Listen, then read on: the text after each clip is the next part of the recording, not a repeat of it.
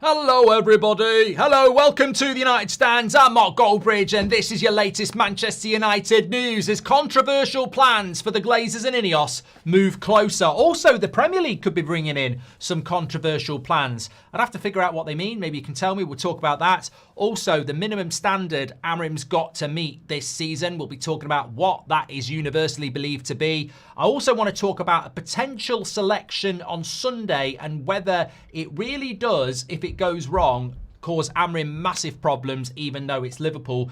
And we've got a little bit of stuff coming in around Joe Bellingham and Adam Wharton tonight, who is apparently now ahead of Baleba in relation to Man United's priority. Is that a good thing or a bad thing? We'll talk about that as well. Lots to get into. I feel like I haven't seen you in ages. I feel like it's ages, but it was 10 o'clock this morning. I really missed you. I feel like it's been a long time. Anyway, let's get into the show. I hope you're all doing really well. Get your comments in as always. So what controversial plans am I talking about? Well, I'm not talking about these bloody Premier League rules. Oh, actually, just before. You know me, I don't like to moan. Listen to this. After the next international break, Manchester United don't play until the Monday night against Everton. So it's a longer international break for us because we don't play on the Saturday, we don't play on the Sunday, we play on the Monday night. So we get 2 full weekends without a Man United game. Rubbish. I don't like Monday night football, right? So on Monday, the 24th, we play Everton. We then play on the Saturday against Crystal Palace. Then, get ready for this, we play on the Thursday against West Ham, on the Monday against Wolves, and then on the Monday again, on the 15th of December against Bournemouth. We're playing 3 games on a Monday night in 4 weeks. Bloody Monday night football, I hate it. I hate Monday night football. I bloody hate Monday night football, and we're playing 3 games out of 4 weeks. Bloody. I'm just not happy about it. Monday night football, 3 weeks out of 4. I knew this was going to happen. I knew not being in Europe was going to screw us over for Monday night football. They've almost been going, oh, we won't use Man United on a Monday night. And then they've gone, yes, we will. It was all a plan. Now you fell into our trap. I bloody knew it. I said it on the summer show. I said, I bet we're going to be on Monday night loads because we're not in Europe. So they'll use us for Monday night football to give it a bit of pizzazz. And there, lo and behold, we are. I hate Monday night. I hate Monday night football. You know why I hate Monday night football? Because when you finish work on a Friday and it's the weekend, you think, United. And then you go, oh, shit, it's Friday, weekend off. I've got to go to work again before Man United play on a Monday. It's just a head mess. It's a head mess. Anyway, might be minor for some of you, but for me, it's a bother. Anyway, let's get into this. There's a lot to get into tonight, and being an 8 o'clock show, obviously you drive it. But this is coming in from Mike Keegan, very good journalist. I would say, very good journalist when it comes to the sale, what's going on with the club strategically. Man United get major green light on building 2 billion 100,000 seat New Trafford with an expected completion date set. Drop your coffee, because that is bad news if you're thinking about UAE, Man United sale, the Glazers or Ineos going. This is the news that really is the kick in the nuts to any potential sale. And it's the news I feared would be the kick in the nuts to any potential sale. This whole reason the Glazers are still here is this project. And it doesn't look like it's going to get scuppered. It looks like it's green light, go ahead. According to Mike Keegan, Man United have offered around £50 million for the Freightliner issue, which is complicating their expansion plans. So basically, Man United are striking deals with a lot of people around Old Trafford because obviously it's a big regeneration project, and it has been complicated by an ongoing issue with a company called Freightliner, who own a crucial parcel of neighbouring land behind the Stretford end.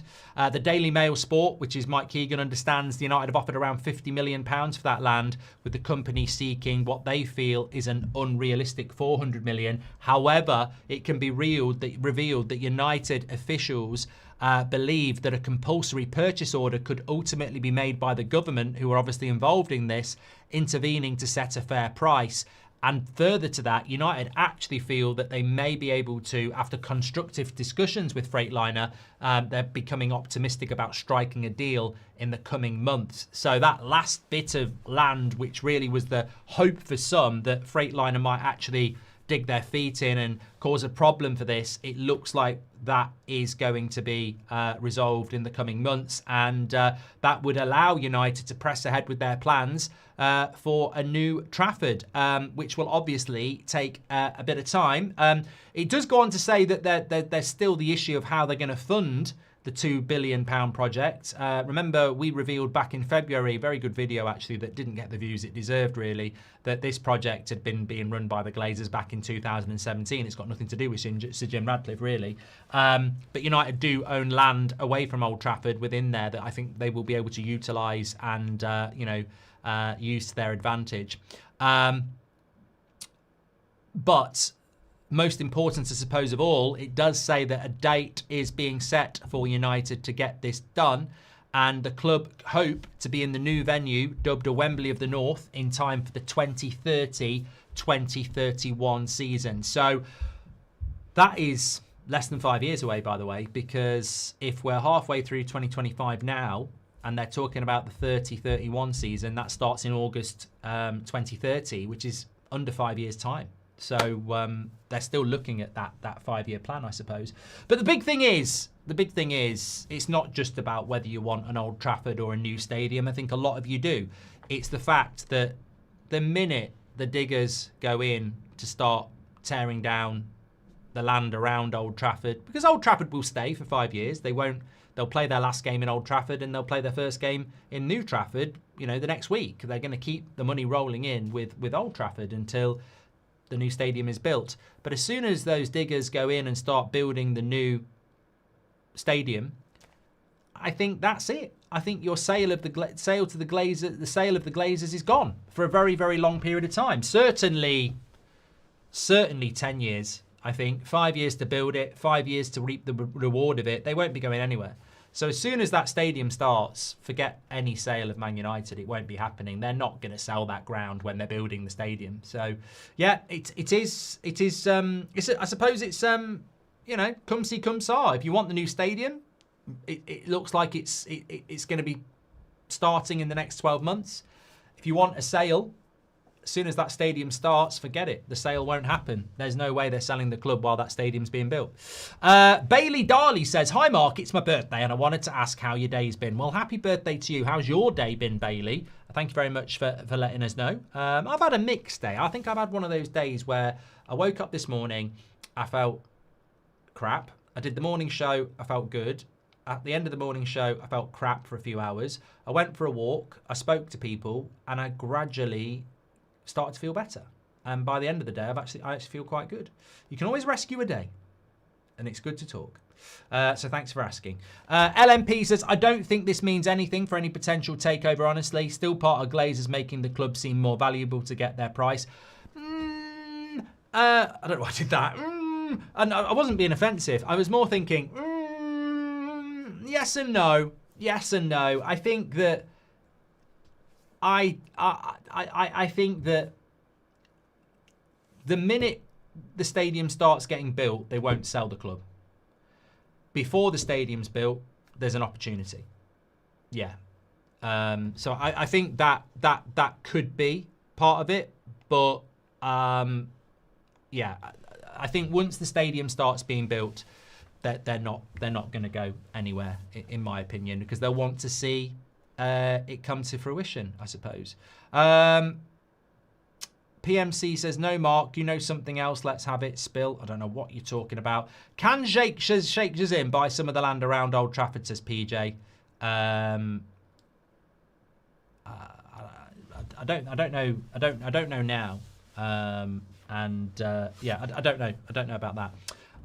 Just very quickly, someone said, "What's the other controversial plan?" I mean, I don't really want to talk about this. I want to talk about the controversial thing that Amorim could do on Sunday that will really backfire if he gets it wrong, because it's naive. I also want to talk about what is universally the standard that's been set for Amorim this year that he's got to achieve. And I also want to talk about whether Wharton is ahead of Baleba now. But there is another story that's come out about Again, it's from Mike Keegan. Premier League faces salary cap rule. Execs fear plan to rein in football's mega salaries will kill the best league in the world. I mean, I'm just going to read this out because I don't really understand it, even though I've read it before. So a controversial new salary cap could become a reality as early next month as the Premier League look to bring it in. Both Manchester United and Man City are against this policy because it could rob the Premier League of its status as the best league on the planet. Because if we have a basically a limitation on what we can pay players, then other leagues could benefit from that. At the moment, we're one of the best paying leagues in the world, so they feel it would kill the status. It's known as the top to bottom anchor with an A. The rule would mean all clubs could only spend 5 times the amount paid to the side that finished bottom on their football squad costs, which include player and head coach wages. So it gets very, very complicated here. But effectively, based on 23-24 figures, that would mean an approximate limit of 550 million and mean some sides would be at immediate risk of a breach. To compound the matters, proposal is for a second breach to be dealt with by a 6-point deduction with an additional point for every 6.5 million overspend. It's really difficult to get any clarity on the numbers here, but effectively, without getting too lost in it, it appears to be a bit of a salary cap that the Premier League want to bring in. So, I mean, I honestly don't care. I'll bring it in because it's topical, but I really don't care because I don't have the information. I don't know whether it's a good thing or a bad thing to have a salary cap in the Premier League. I don't know. What I would say is, if we do have a salary cap, there'll be a lot more players going to Saudi, 100%. So, you know, you have got to be competitive, and we have got a very competitive Premier League at the moment. I mean, Arsenal and Liverpool have just spent $500 million each. They're not running away with things, are they? So, I mean, I think we have quite a competitive league, to be honest with you. But Rico says, hi Mark, just wanted to say I got the all clear today. Great news, Rico. He had messaged us saying that he didn't sleep very well last night. A medical exam today, not one that you take with a pen and paper, one that's actually a medical examination of him. While the camera was in my lower gut, I was nervous. The relief when they said all clear, I must admit I welled up. Thank you and everyone in the chat. That's great news, Rico. Thank you very much for letting us know. Lots of people very happy in the chat. We're a community, of course. Hi, Mark. Not United related, but important. Any idea what the date is yet for the November Live Charity Day so I can put the day off work? Cheers. I don't know the exact date. I do know the exact date. It's the middle Saturday of the next international break. So it will be the 15th of November. There we go. Thank you very much for asking, mate. Don't forget about that. And Dazzo said, we are worth 5 billion with new stadium 8 billion. They're going nowhere. Hamba, I'm blocking you, you racist prick. You know what he said. Get out. Absolutely. I can't be doing racists. Go fuck off. Seriously, piss off. I mean, and it's not even funny. I was talking about I'm not even going to say what he's repeating. It's not funny. You're a racist. Do one. We are worth 5 billion, says Dazzo, with new stadium 8 billion. They're going nowhere. Exactly. I think the minute we start building, they're not going to go anywhere because they know that it's a bit like having the reason I'm going to satisfy. The reason I am going to categorically say that the minute they start building the stadium, we will never get rid of the Glazers is because of this. If you have a house that's in ruins and isn't worth that much money, and then you start building a mansion, why would you sell it for the price of the ruin? You know when that mansion's built, it's worth a hell of a lot more. So that's exactly what the Glazers will do. They'll be in it for the long run, and fuck knows what's happening to us over the next 5 years if we're stuck with those lot. Because finding £2 billion that you haven't got to build a stadium whilst also supporting a manager that needs a complete and utter rebuild is going to be a very interesting watch. And that's all I'm going to say. If we've got to find £2 billion to build a stadium and Amorim needs $1 billion to build a team, where the fuck's this money going to come from? So I think watching United over the next 5 years while they build a stadium, it's going to be very interesting to see how we're funding a rebuild and a new stadium, which is why we need a rich owner to do both. And we don't have that. So it's going to be very, very interesting. Indeed. Evening legends, evening Sir Goldbridge. My wife, who had a cardiac arrest last Thursday, is finally out of the woods and should be home next week. Great news, Mike. Getting some great news in here. We are a community, and it's good to hear. Rest up to your wife, and thanks for sharing that with us, Mike, as well. Hope you're doing well too. Daniel Thompson says great news. Wishing you and your wife all the best. Great stuff. Do you think we could end up in the Championship, Mark? No, I just don't see how you build a £2 billion stadium that you haven't got £2 billion for, and then build a team. I suspect we're going to get more of this bullshit about it's not a light switch, and at the end of the day, you know, we want to be around for 3. This could be the most tormenting 5 years of our lives as Man United fans, as 2 sets of mercenary owners basically focus everything on building a stadium whilst the team crumbles in front of our eyes. It could be a horrible 5 years. Absolutely horrible. I guess we'll have to just wait and see. Which I just want to bring in, by the way. I'm not going to give the names of the people because it's not fair, but generally I've spoken to a few people over the international break about, it might not matter to you, but it matters to me. What is it Amorim's got to achieve this season? Because, you know, Sir Jim Radcliffe's talking about giving him 3 years. I think he's definitely going to get the season. But what is it he's actually got to achieve? What is it that's going to get him the sack? What is it that's going to be enough? The general consensus is if he gets European football, Europa League or above, he'll be absolutely fine. And anything below that, he could be in trouble, whether it's Conference League or nothing, because Conference League is bloody nothing anyway. So I don't know whether Conference League will keep him in a job. It might do. But Europa League will keep him in a job. So what's the Europa League these days? Could be 7th, could be 6th, could be 5th if everything goes wrong. So, yeah. And to be honest with you, he probably should achieve that. I don't like to say he's got to achieve that, but he probably should. He probably should hit that, to be honest with you. Larissa says, big shout out from Tel Aviv. Love your content. Thanks, pal. Thanks for your super chat. Wayne the Red says, the Saudi League will be exactly like USA in the 70s and 80s, signing reputations of players long past their best for reasons expecting to produce European football standards. It's a dream. No, I think you're completely misunderstanding the Saudi model if you think it's going to be like the USA in the 70s.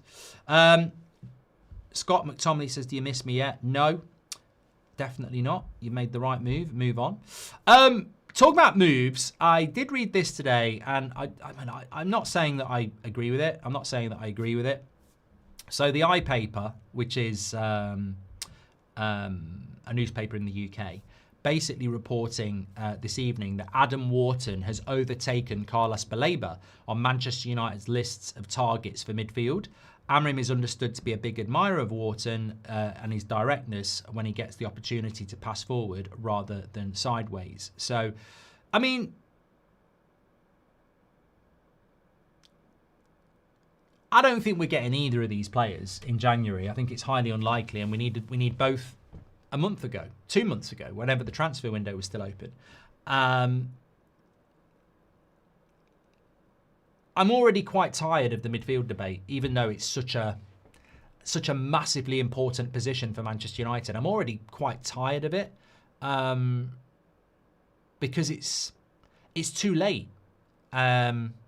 It's too late to apologise. It's too late. It's too late. It's too late. Like, it is too late to apologise. You messed up. You didn't get what we needed. And now we're meant to be getting excited about whether it's Wharton or Baleba next summer. Next summer. Like, I find it really difficult to get into the whole hype of, oh, is it Baleba? Is it Wharton? And it won't be either of them. Like, this should have happened a few weeks ago. It shouldn't be something that we're getting excited about in a few months. And I refuse to fall into the trap that United owners set year after year. It's always tomorrow. It's never today. It's always, oh, look what we're going to do tomorrow because we didn't do it today. And I don't think that's acceptable. So, you know, God knows if Wharton's ahead of Baleba or Baleba's ahead of Wharton. The reality is we're going to play Liverpool at the weekend with Casemiro and Bruno in the midfield. And that's what worries me, not whether we're going to get Baleba or Wharton. There's still 3/4 of a season to play, and people are excited and debating which midfielder we're going to go for. We could finish 15th again. We could sack another manager again by then. I find it incredible. Incredible. It's like talking about what you're having for your tea in the morning when, you know, you've got to go and fight a load of crocodiles. You know, you might not see tea time. You might be in a blip. You might be the tea for the crocodile. Like, I find it absolutely irrelevant having a conversation about which midfielder we should go for in the summer, when I know for a fact our manager, even in the next month, is going to be fighting to survive. It's just redundant. It's just it's conversation for conversation's sake, and I just don't think it's relevant. I really don't. I really, really don't. Graham Sooner says, I could do a job in United's midfield. I've played the game. Yeah, it's very, very good. I've played the game. Is it Baleba, Wharton? No, it's Casemiro extension. Surprise. And I think Ben Ellis makes a great point. Look, if I say to you, we might not even buy a midfielder next summer, I'm sure everyone would go, oh, shut up. You're just being negative. You're just causing problems. Of course we're going to buy a midfielder next summer. But then I would say, are we? Are we? Do you actually trust this ownership that will buy a midfielder next summer? What about the summer that's just gone, where we didn't buy a midfielder? What if we don't buy a midfielder next summer again? You can't sit here and tell me we're going to buy a midfielder next summer. Well, maybe we won't. Maybe we won't be in Europe. Maybe Baradra will do a big speech again about, you know, challenging circumstances. We have to cut our cloth accordingly. We're going to, you know, maybe we'll stick with what we've got. You don't. We need two. Savage is right. We need two. But you can't, you know, I'm sat here in October. We might be sat here in a year's time, not happy again. So, especially we've got to find $2 billion for a bloody stadium and we don't finish in Europe. So, I'm like Mike Kay says, don't trust them with their incompetence. Things could get a lot worse. I said this once, people didn't believe me. I'll say it again. We could be in a worse position in 12 months than we are now. Easily. I personally believe if we don't get into Europe this season, you haven't seen United in trouble. Like, I wouldn't be surprised if we don't get into Europe if the Glazers sell, because I think our neck is basically on the chopping board and we're asking for a miracle. You know, we need Superman to fly in and knock out the Axeman. I genuinely think if we don't get into Europe this season, we're in big shit. Big shit. But look, you know, that's why when people talk to me about Wharton or Baleba, I'm like, that is such a fairy tale at this moment in time. There are so many battles to go on before we talk about that, definitely. Ben Ellis, thank you very much. Savish says, sorry, Mark, it was Rob Dawson who spoke about the data team in October the 10th interview with Beth, not Ben Jacobs. He also said it's unfair to blame Amorim for not buying a midfielder 42nd minute onwards. Thank you, Savish. Well, it doesn't really matter because, you know, obviously Ben Jacobs comes on a Thursday and Rob Dawson came on a Friday. So, you know, I can understand why you might have mixed that up. But I've really enjoyed those interviews this week. I thought Chris Wheeler's interview was very good last week as well. Arata says, let's be honest, Mark, we need to lose to get rid of these owners. I do agree with you. I just can't wish for it. Yeah, I just can't wish for it because it's...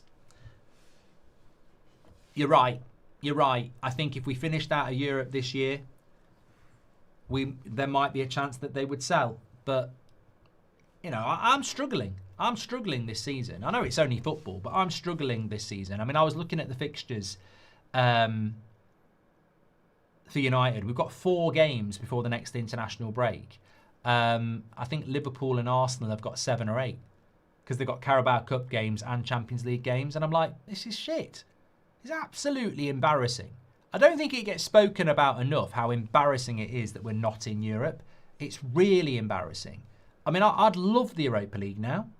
Despite everything I've said before about taking the piss out of it, I'd love the Europa League now because, you know what? I've seen absolutely no difference in us having the week off compared to the teams that don't. So, You know, I mean, I am looking forward to the games, but I don't know that I could do well, I'd have to, but I wouldn't relish another season not in Europe. I like it when we play plenty of games, especially with the squad that we've got. I certainly think that if we'd had Europa League football, we wouldn't be having these conversations about Mainu, about Xerxes, about Heaven, about Obi. You know, people forget that it's not just Mainu and Xerxes that not having European football is hurting. It's also younger players. Like, if you were in the Europa League and you're playing Karabag or whoever, I think they might be in the Champions League this year, then Obi would be getting game time as well. Doesn't get discussed enough. The people who fucked up last season haven't actually been punished. You know, when you think about the Europa League final, Garnacho didn't play, Sancho wasn't here, Rashford wasn't here, Anthony wasn't here, Malacia wasn't here. So there's very few players who messed up who don't still get plenty of game time. The players that suffer from the lack of European football, it's not Bruno, is it? It's not Luke Shaw. It's not Delo. It's Mainu, who didn't start the final anyway, did he? Obi, you know, people like that, Heaven, these people that we need to develop to be part of our future, they can't get minutes.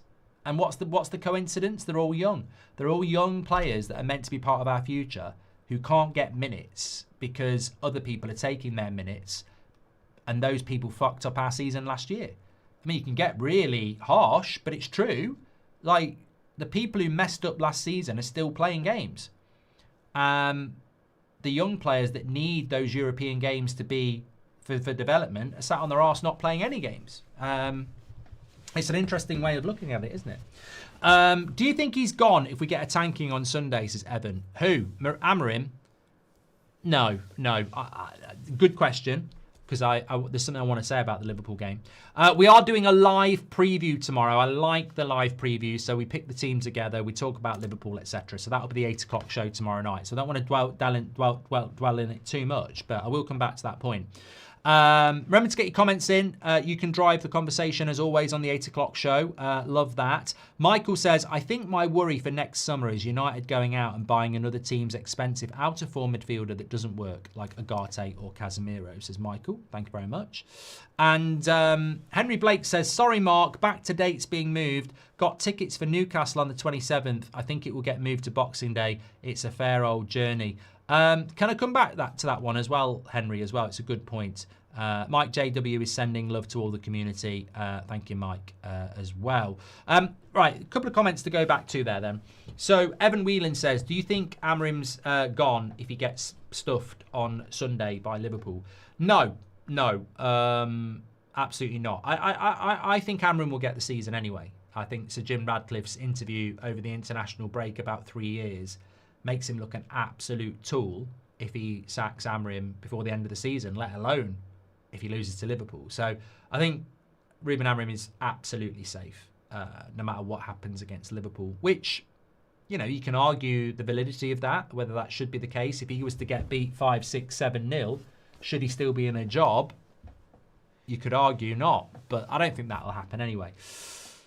One thing I did want to bring in about this Liverpool game, though, is that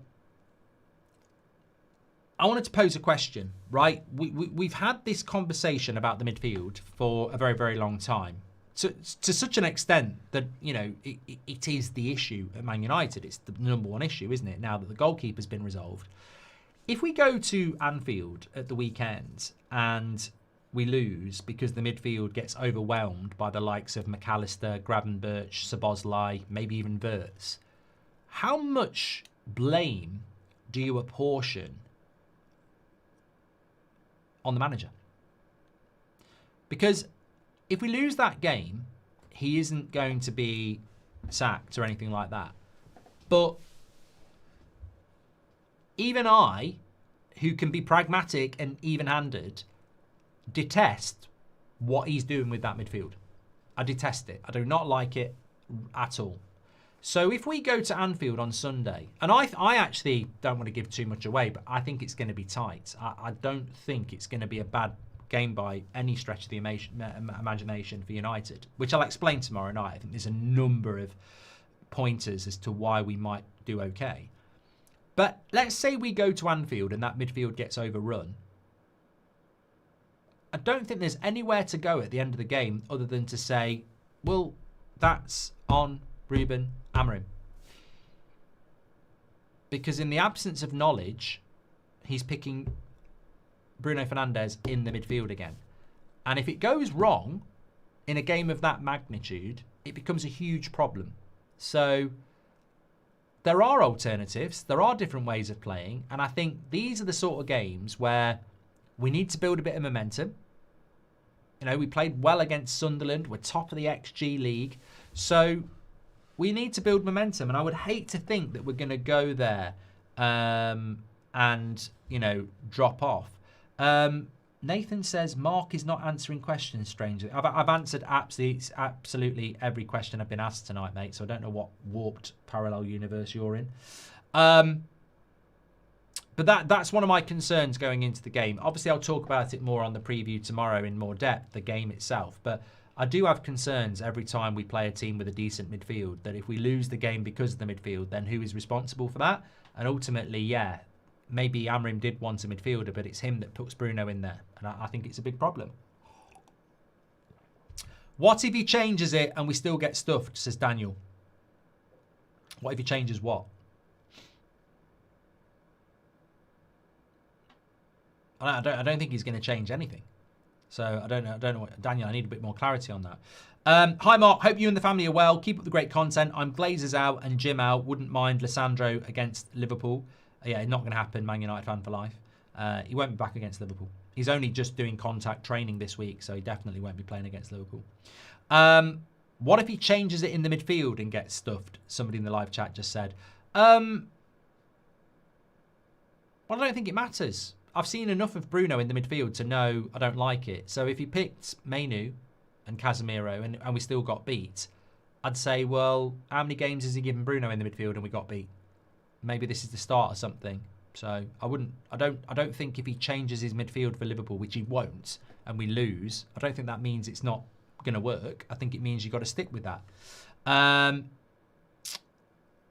Whatever experiments Amorim wants to do with the midfield, Anfield is not the place to do it. Oh, it'll be Bruno and Casemiro, Mojo, 100%. Hope you're doing well, pal.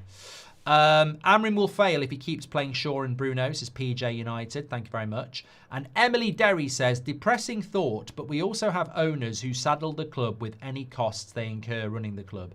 United paid the fees for the partial sale, says Emily Derry. I mean, this is a great point. It just reminded me of something, Emily. This is a great point.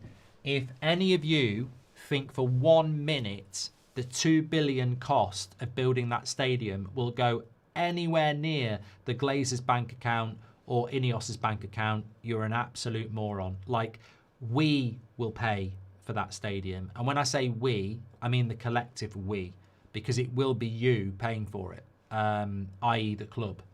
The club will end up paying for it. I don't know how they're going. I don't know how the club's going to do it, but it will be the club that pays for this. It will not be the Glazers, and it will not be Ineos, which, you know, begs the question.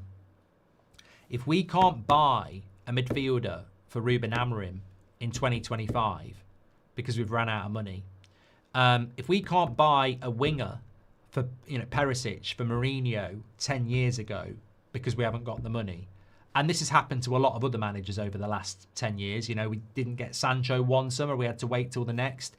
There are multiple examples over the last decade of Man United running out of money and not being able to get the players that the manager wants. So if we already know that, you know, if there's so much evidence over the years that United have had to stop short of a good transfer window because they've run out of money, please tell me over the next 5 years how we're going to fund a manager and fund a new stadium, because it just doesn't add up. We haven't been funding a new stadium for the last 10 years, and there's been multiple times where we've had to go, can't get a midfielder, can't get this, can't get that. So how the bloody hell are we going to continue to rebuild a team and fund a £2 billion stadium. It's going to be very, very, very interesting. And I don't think anybody has actually got a bloody clue how we're going to do it. My guess, and it's only a guess, is that things are about to get a lot tighter. I mean, realistically, we need the Champions League every year for the next 5 years. I don't think that's going to happen. I really don't. Stock price is exploding, highest since Ineos came in, says Muad. Let me have a quick look at that. It has gone up to $18 since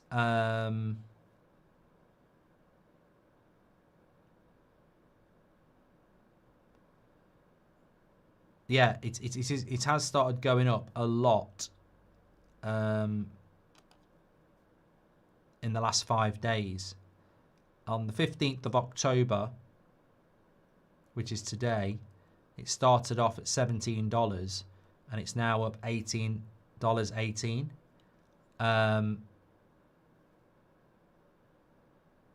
It was at $16 a week ago. So it's gone up by $2. That's probably because of the stadium. It's probably I wouldn't say it's exploding, by the way. I wouldn't say it's exploding, but it has gone up by about $1. That's probably because of the stadium, to be honest with you. Thank you, Emily Derry. I think my worry for next summer is United going out and buying another. I've done that one from Michael. Henry Blake. Can we help Henry out? Henry is going to the Newcastle game. Man United play Newcastle on the 27th of December. So, literally in the last few hours, they've announced the December fixtures for Man United. This morning, they weren't out. So, basically in December, we know that we're playing West Ham on Thursday the 4th. Then we play Wolves on Monday the 8th. Then we play Bournemouth on Monday the 15th. And we play Villa on Sunday the 21st. And then our next game is on the 27th, but everybody's listed on the 27th as a 3 o'clock game. So they've not actually announced yet what the fixtures will be for after Christmas and before New Year. I don't know when that comes out. I don't know if anybody knows when that's going to come out. So basically, they've announced the fixtures today up until Christmas Day, but they haven't done the Boxing Day fixtures, which for a lot of people will be very annoying because you want to start making your plans for that. But I don't know when they're coming out. So if anybody does, let us know.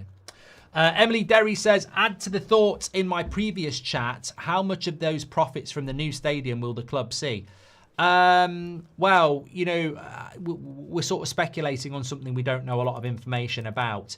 If Man United were handed that stadium today, they'd be making a lot more money because it's an increased attendance capacity and there's a load of stuff around it where they can make money.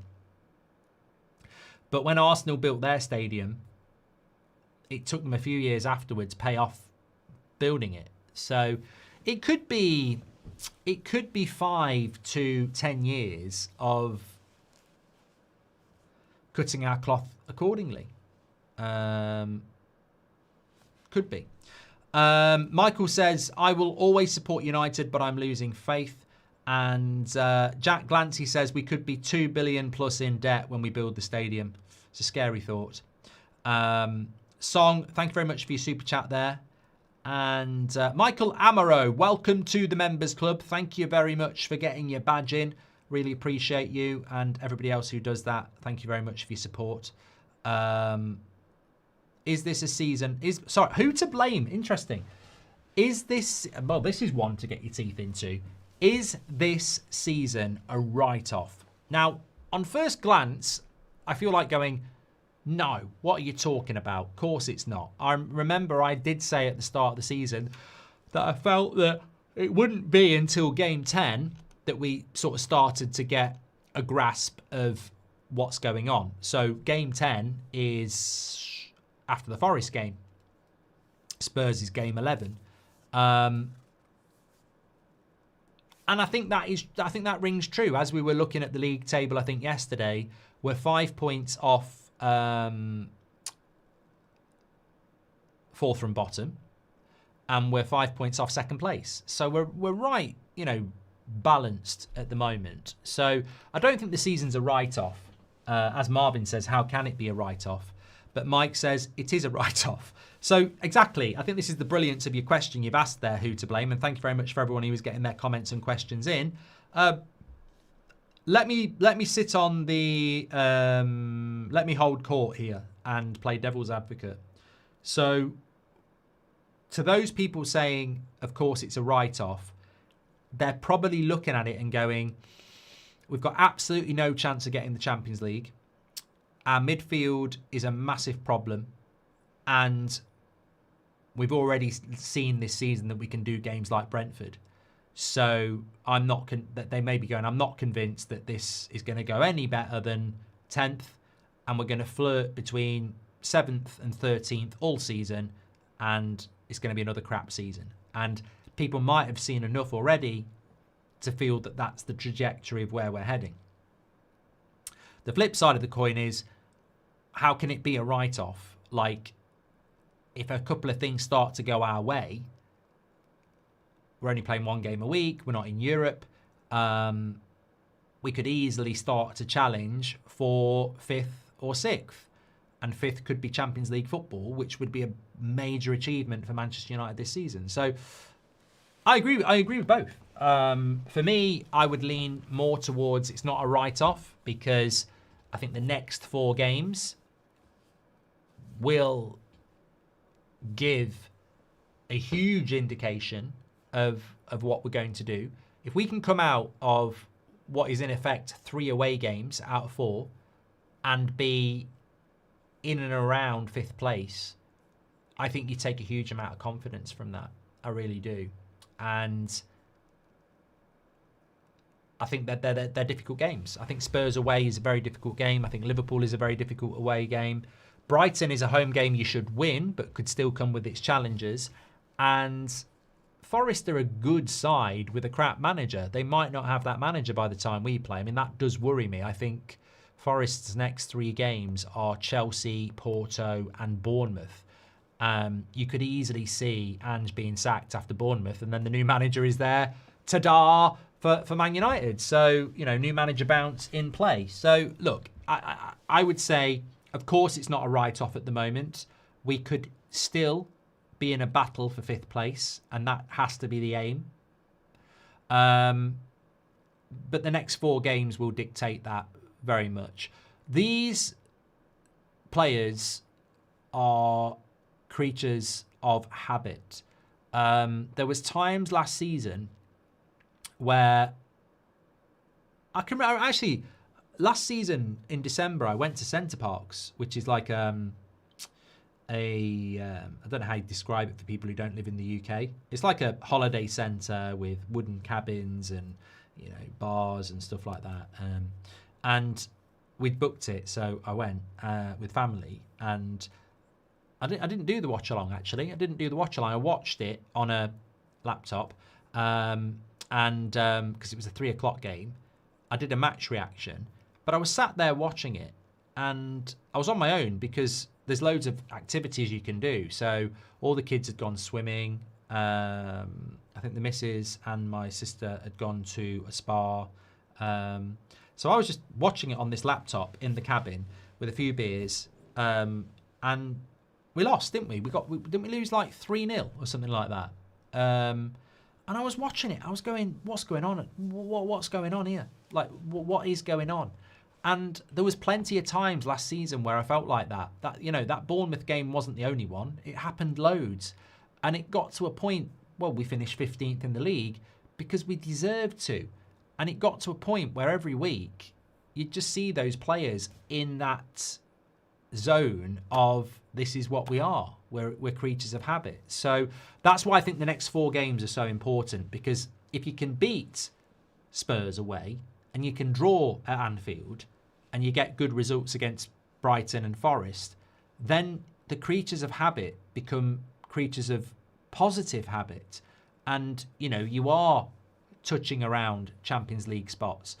But if we go and get bad results again, like Brentford, then I almost feel the next 4 games will set the tone for our season. And it fits in with what I said at the start of the season. I felt by game 10, that's where the season really starts. And if we've got positive rhythm, great. But if we've got bad rhythm, I think bad rhythm will continue, because there are no easy games in the Premier League. Whether you're playing Everton, Crystal Palace, Bournemouth, they're all challengers. Sunderland were probably the best opponent we've played, but even Burnley was a last-minute penalty. So I think the next 4 games for me will dictate the season in some way, but it's not a write-off for me. You can predict it's a write-off, but yeah, it's not a write-off for me. Russell Martin is out of work, says Tom. Nick P says, I know it's international week now, but these long periods between games with no Europe might get painful. The gaps to digest losses are overkill, says Nick P. Yeah, I agree with you, Nick. I remember saying this when the season started. I was really looking forward to, like, somebody said, why don't you do the chart show? We brought the chart show back for one show and I've binned it because it's just not, it doesn't work with a squad like this. It doesn't work. I'll bring it back if we start playing well, but it's a horrible thing to do when you're playing bad. And some would say, well, that's cowardly, you should still do it. But it's hard to do a top 10 when you, basically, we did it.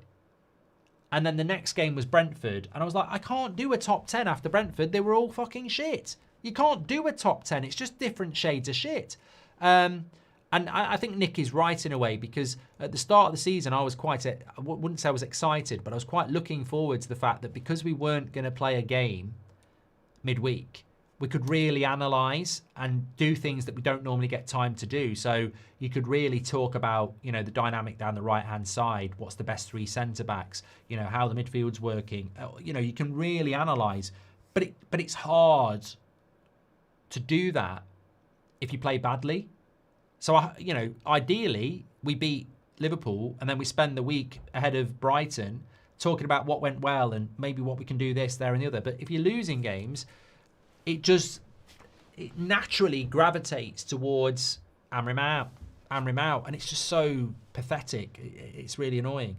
Emily Derry says, I'm going to the Bournemouth game. Not happy it's been moved to Monday night as it will require time. I mean, this is... Emily, I hate Monday night football. I hate Monday night football. And you've just made a great point again. It absolutely messes up our amazing stadium support hugely, because we have a lot of fans from Manchester, but we have a lot of fans from around the UK, Ireland, even Europe.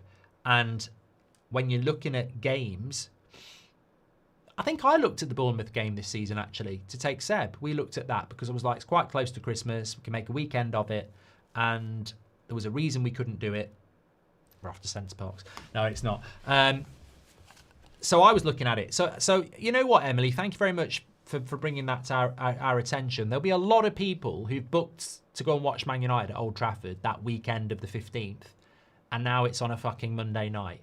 So a weekend in Manchester now becomes an extra day off work to play Monday night. And also you'll need to take Tuesday off as well, because you're not going to finish till about 10:30. So yeah, it's the fans are always the bloody victim of all this stuff. And I think 3 Monday night games in 4 weeks is a piss take. That's going to fuck up a lot of people. A lot of people. But they don't think about that. What about 2 of those games are away. One of them's... No, 2 of them are at home. Everton's at home. Wolves is away. And Bournemouth's at home. That's a lot of travelling. It's a lot of change. And it's a lot of piss take out of the fans. And that's the bloody Premier League, you know. That's the Premier League. And the club should be saying something about that. But the club will be earning more money from it because it's on telly. It'd be like... You know, let's look at it. Let's be honest. Would Bournemouth Man United be on the telly? Probably not. Would Wolves Man United be on the telly? Probably not. Would Everton Man United be on the telly? Maybe, maybe not. So there's 3 games there that are now on the telly. So the club will make money out of it. Club makes money from it. Fans become secondary because you make more money from being on the telly than you do from the fans that have already paid the ticket. Pisses me off. Nojo says the $2.40 increase in share price represents a 15% increase since last week. That 15% in terms of current valuation is 840 million increase in club value. That's the debt gone. If Glinios sell 15% shares, it is that simple, says Mojo. The question is, why do we think there's a rise in share price? I think a little bit of it could be to do with the sale talk. I think a larger bit of it is because the stadium could be being built, in my opinion. How will they avoid PSR issues with no Europe, says Evan? Well, there are better minds than me. There are better financial minds than me. There are better football financial experts than me who have been saying for the last few months that another season out of Europe for United could be catastrophic. But we'd have to wait and see. We'd have to wait and see. Some good questions tonight. Who to blame says, could a trend to mass unfollow Man United on social media make an impact and touch the Glazers like getting some games cancelled did? No. I mean, I know that's very dismissive, but we've seen unfollow Man United on Twitter, and it won't make a difference at all. The universally accepted way to hurt these owners is financial. Look, the only time Joel Glazer got on a phone with Man United fans was when the Liverpool game got called off. They also shit themselves when TeamViewer wanted to pull out of the sponsorship early. So it will only be money that impacts these owners, and because they're business people, they're not football owners. They are in the unique club. And look, you tell me other clubs that do this in the Premier League. We have one of the few owners in world football who treat it as a business and not as a football club. And that is the problem. In a sentence, our owners treat Manchester United as a business and not a football club. And the universal saying around football is, don't buy a football club if you want to make money, because you've just got to spend money all the time. And we have owners that do treat it like a business, and that's why we suffer. It's horrific. You know, we've had this conversation so many times before. What did we deserve to be the only club amongst our rivals that has owners that treats us like a bloody bank? You know, it's horrible situation to be in. Horrible. But unfortunately, I think we also have to take responsibility ourselves, because I think there's certain clubs, Liverpool, that if they were being run like this, they wouldn't have it. And I don't know why we do, but we do. Do you think the Labour government will build a stadium, says John Donnelly? I think the Labour government is going to find it very, very... I don't do politics, but I did see today that the government in the UK, the Chancellor of the Exchequer, who basically... one of their pledges was we're not going to raise taxes, apparently are going to raise taxes next month. So I don't know how the Labour government is going to fund a massive project like this whilst raising everybody's taxes. But I'm sure Man United have got a plan. There must be a plan. Chart show everyone's under 5 rating, says John. Visco says, if you ignore Bruno, who's our best player in the last 5 years?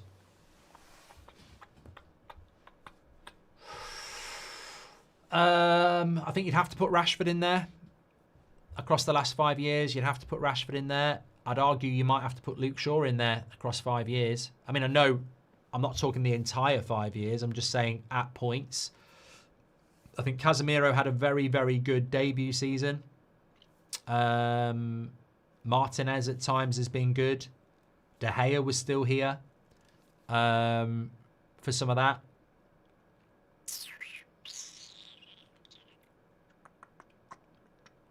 And that's the problem, I suppose, isn't it? You know, it's not been good enough. You know, the names I'm mentioning there isn't good enough over 5 years. Now, you look at somebody like Liverpool over the last 5 years, who's been better than every Man United player. You can list about 10. So, yeah. Thank you very much for that. Appreciate it.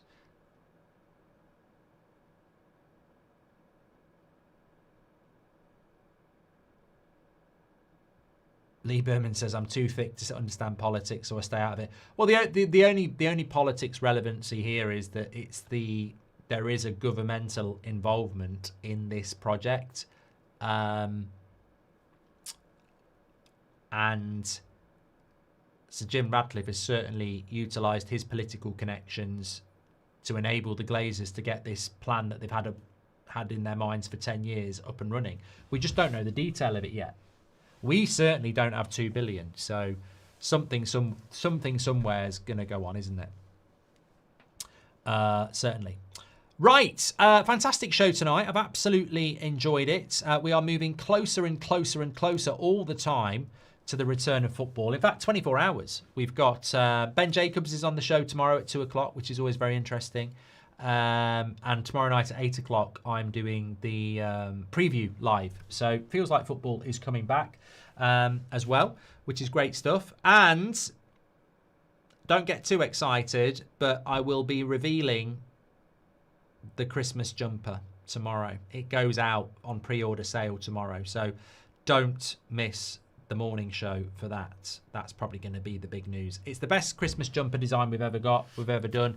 And of course, these are the limited edition knitted ones that we do every year as well. So get ready for that. Thanks everyone for watching. Alexander says, can we short squeeze the stock? Brilliant show tonight, everybody. Really enjoyed it. Quite a range of topics and really good conversation, which is what it's all about. Stay safe. Take care. I'll speak to you on the next one.